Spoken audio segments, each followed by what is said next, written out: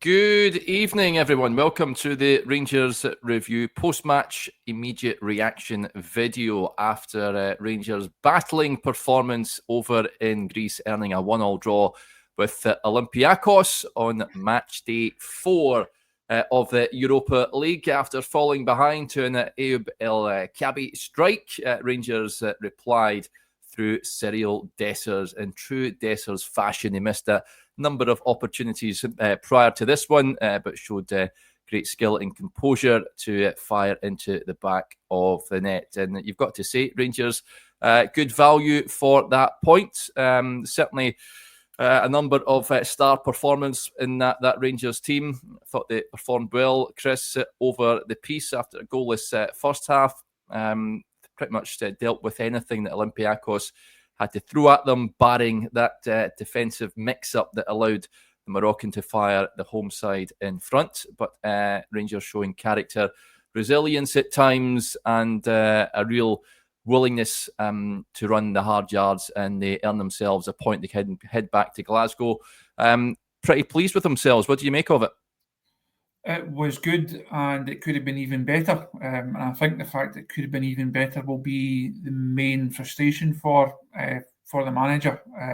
You look at a number of really impressive individual performances. Certainly the two in the middle of the pitch, Raskin and Connor Barron. I think they covered almost, I know it's the old cliche to say they covered every blade of grass, but I don't think there was a square yard of that pitch that the two of them went on tonight. Really, really impressive. You mentioned Cyril Dessers there. I wrote in my instant analysis piece that's on the site just now, Dessers does what Dessers does, and that's in good terms and bad terms. You look at those chances in the first half. I think the offside flag, even if he'd scored the first one, the offside flag would probably have denied him, but it was definitely a chance he should have done better with. Second one, really good work from Cherney. Dessers, if you're being critical, says he should be scoring that chance as well. But then the one that he does put away, Cherney again involved, good pass. It's a lovely touch from Dessers. Sells the defender a dummy. Defender sliding all over the place and it's absolutely nowhere. Dessers, nice touch, bit of composure, a really good finish. And at that stage, I think Rangers were well worthy of being level in the game. Could have perhaps had more opportunities late on. Could have perhaps won it, but I think, like you said, they have to be really encouraged by a good performance, and it's certainly a good result. Yep, let's bring in Joshua, who's at the Karaiskakis Stadium. Is that how you pronounce it? I'm not sure. You said it. Yeah, you watched it unfold before your very eyes, Joshua. I was pleased. I enjoyed that tonight, and a few comments coming in saying that Rangers could well have taken all 3 points. How was it sitting in the stadium to you? How do you rate the performance tonight? Yeah, I thought Rangers were probably the better team. And I was just listening to Chris there before I came on, and the expected goals ended up Rangers 1.13 to Olympiacos 0.68. So if you're looking at that from a performance point of view, I think the only thing that is missing from Rangers is Cyril Dessers doing what he did for his goal one more time. It was still a performance that I think it's a team that still lacks a bit of pace up top, and there was a number of moments in the first half where there were transition opportunities that they weren't able to fully exploit. But yes, more of what we've come to expect, I think, from Rangers, Derek, in that you don't see that level of kind of incision away from home against Aberdeen or Kilmarnock, and maybe there's some circumstances around that, the pitch they're playing on, the type of game it is domestically back home. Tonight, I thought they were the better team. I thought Raskin was brilliant. Barron really good as well, but Raskin was probably my man of the match. He gave the ball away too cheaply, and I think sometimes that's a bit of a... Yeah, I think that could be a bit of a byproduct of Clermont's football being quite direct at points, but I think that's the best he's looked in a Rangers shirt in a while. John Souttar very good as well. Both Sterling and Casemiro did well at right back. So yeah, I mean, Dessers' moment where he actually, I think, scores almost the most difficult opportunity of the night. Maybe not the final shot, but to set up the final shot with that dummy. And when Olympiacos went ahead with a chance that was more difficult than the one Dessers passed up from that cutback, and at the same end from a similar spot, you thought there's a difference between the two teams. Olympiacos have maybe been a little bit more frustrated than Rangers, but they've taken their moment. But he provided his eventually for Rangers. Probably should have been more if you're being critical, that's a good performance and a performance for Clermont to build on. It absolutely was. Lots of points to discuss. First of all, Scott says, we said one each, Derek. That's how it turned out. Yeah, absolutely bang on. Predictions earlier, Joshua. We both plumped for a 1-1 draw. I think he's very complimentary or generous there, but I think I said 1-0 Olympiacos. So I'm going to give you. Yeah, you did actually. You did actually. Yeah. But you're generous. You're generous to me.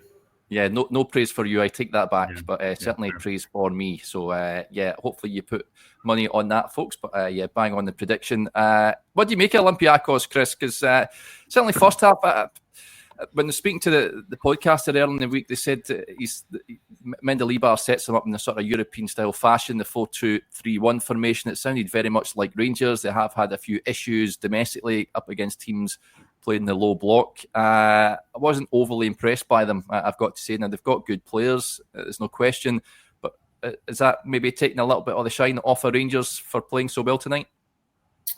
I think both things can probably be accurate, and I think both things would be fair. I think it's safe to say that Olympiacos were perhaps not as good as people expected, but I think you can also rightly state that Rangers played well, certainly defensively played well.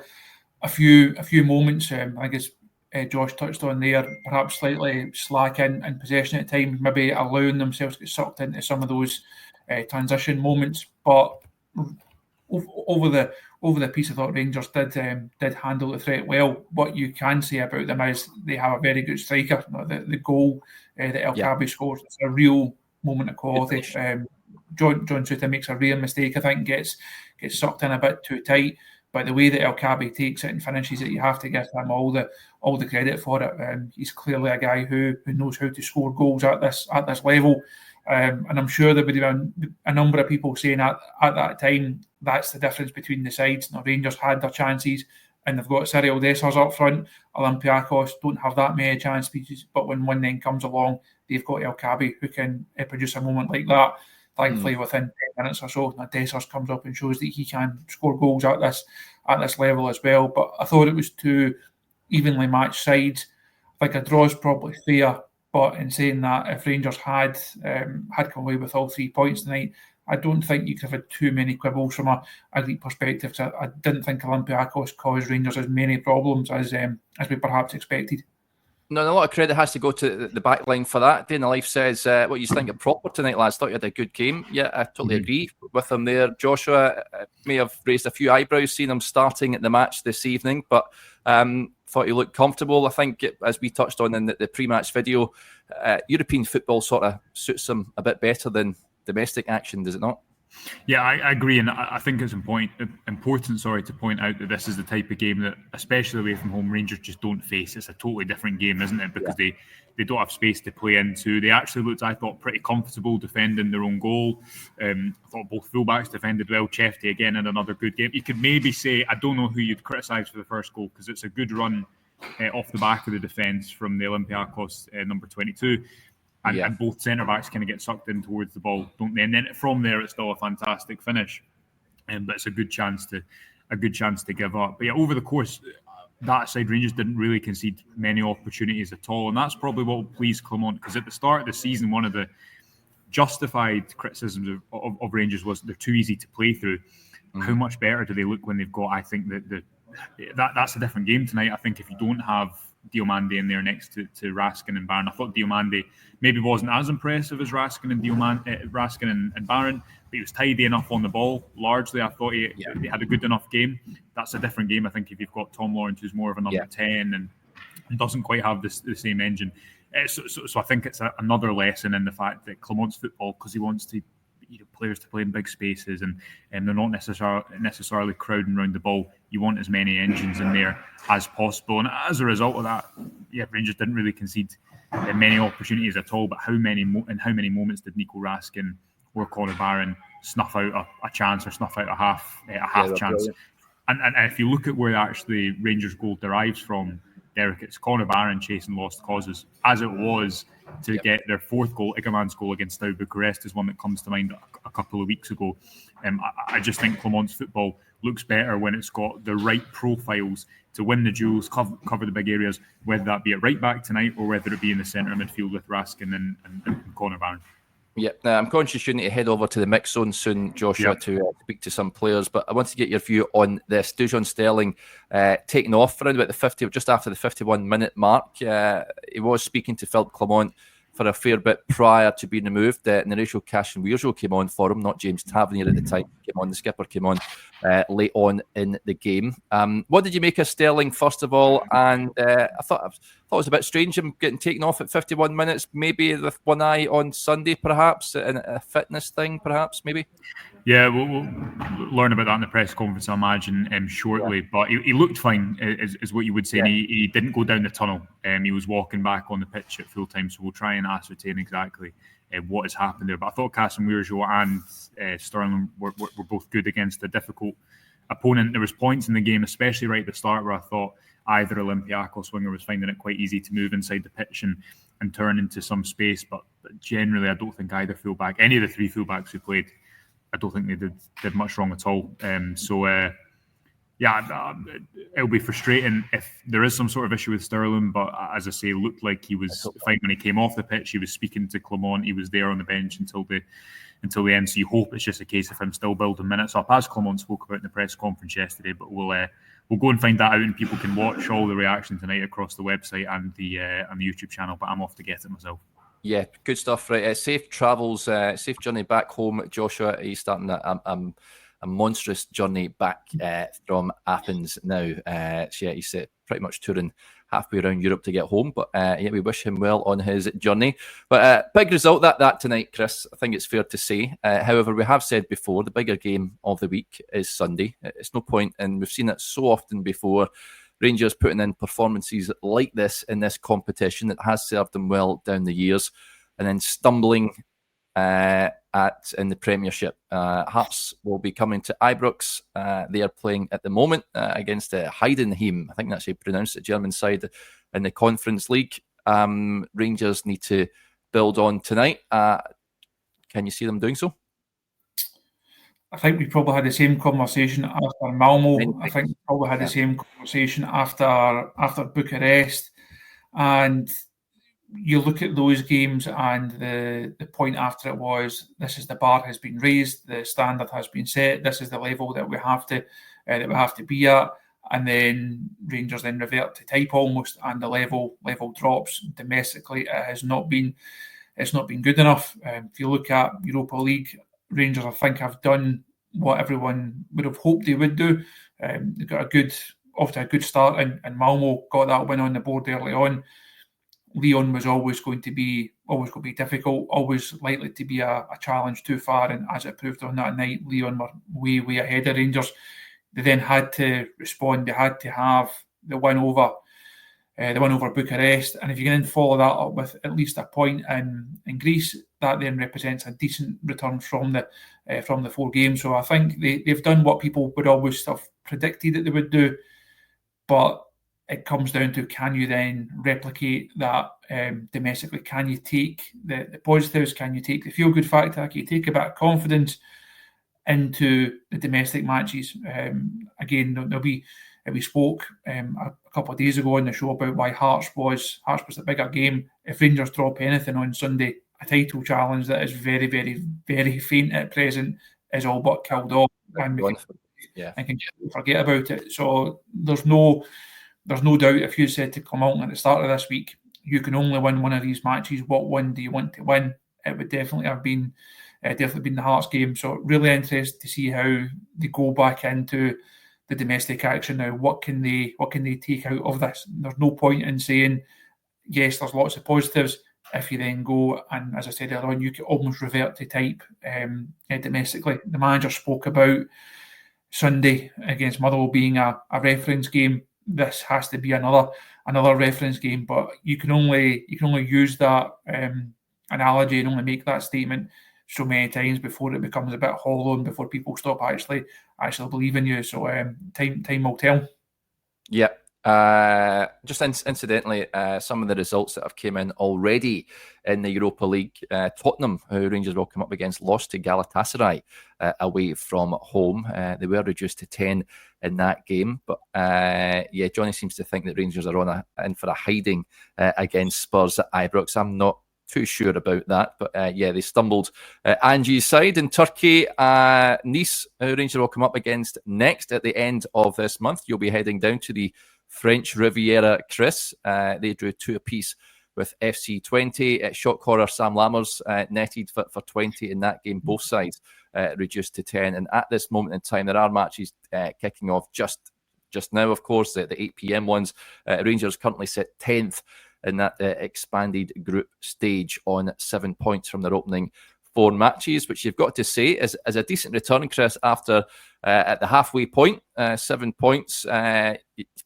Listen, I don't know if they'll get enough points to get one of those automatic qualification spots. More than likely they'll have that playoff. But if you'd said that Rangers would take 7 points after 4 matches in this, remember when the group stage draw took place and everyone's thinking that some of the teams in that, it's going to be difficult for Rangers, but pretty decent return so far.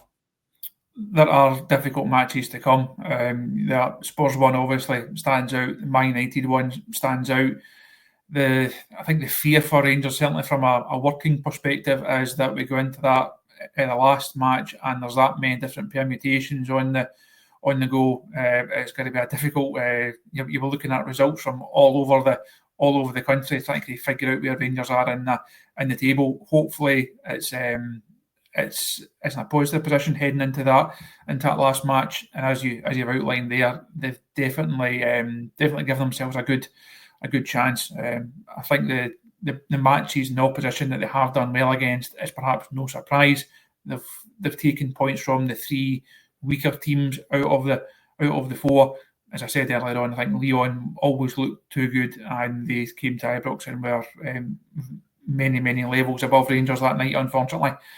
But otherwise, it has been good. It has been encouraging. They've definitely given themselves a chance. How much people are reading into it and how much people are getting excited by it, I think it's hard to tell. I think the domestic stumble, the domestic situation, is maybe taking a bit of the excitement out of some of the fans. But you have to, if you can't take encouragement from a result like that and a performance like that, then your glass is more than half empty. I think you have to take what you can out of these European games.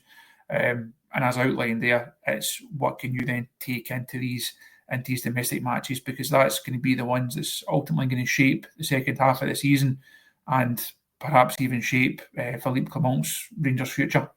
Yeah, domestically, there's no doubt about it. Rangers have been way off it in recent years for too long now, but I really do enjoy watching Rangers in this competition. There's just something fresh about teams coming out and having a go. It suits Rangers. The team's been built for this competition, and thoroughly enjoyed tonight's game, even though, as some of the comments are coming in, Rangers perhaps unfortunate not to take all 3 points tonight in Greece. It really was a good battling performance from Rangers, and everyone can be pretty happy with their performance tonight. Now, we will, as Joshua mentioned, he is heading down to the mix zone, so there will be player reaction to come over on the YouTube channel. We'll also hear from Philippe Clement as well. That should be dropping anytime soon, so keep your eyes peeled for that, folks. We'll be back tomorrow. I'll be on with Stevie tomorrow morning, and those of you that are extra members on the YouTube channel,